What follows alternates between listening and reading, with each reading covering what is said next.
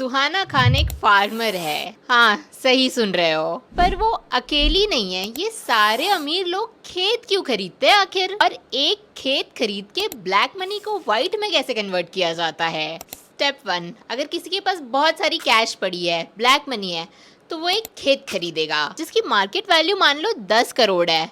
Paper में उसका value सिर्फ 2 करोड़ दिखाया जाता है। मान लो अब सेलर को 2 करोड़ चेक में दे दिया और बचा हुआ 8 करोड़ कैश में। ये कैश पोर्शन ही होता है ब्लैक मनी। स्टेप 2, जिंदगी भर जितना भी काला धन कमाओ, कह दो कि ये मेरा खेत है और ये मेरी खेत की कमाई है। इनकम भी दिखा दी और कोई टैक्स भी नहीं दिया, क्योंकि एग्रीकल्चर इनकम पर कोई टैक्स नहीं लगता। कुछ महीनों या साल बाद वो खेत 15-20 करोड़ में बेच दो, एग्रीकल्चर लैंड के सेल पर भी कोई टैक्स नहीं लगता। तो परचेज के वक्त ब्लैक मनी यूज हुआ बिना ट्रेस के। जमीन बेचकर व्हाइट पैसा आया, वो भी टैक्स फ्री। इसके बीच में जो भी काला धन कमाया, सबको एग्रीकल्चर इनकम दिखा के उस पे भी टैक्स नहीं दिया। हैदराबाद में कुछ लोगों ने 50-50 लाख की एनुअल इनकम दिखाई खेती से और कोई टैक्स नहीं दिया। इनकम टैक्स डिपार्टमेंट ने जब सैटेलाइट इमेजरी से चेक किया तो पता चला कि ये जमीन तो कभी कल्टिवेट ही नहीं हुई थी। आम आदमी ITR में एक एक डिडक्शन भर के टैक्स बचाने की कोशिश करता है, लेकिन यहाँ बस एक फार्मलैंड डील से ब्लैक से व्हाइट का कंप्लीट मेकओवर हो जाता है।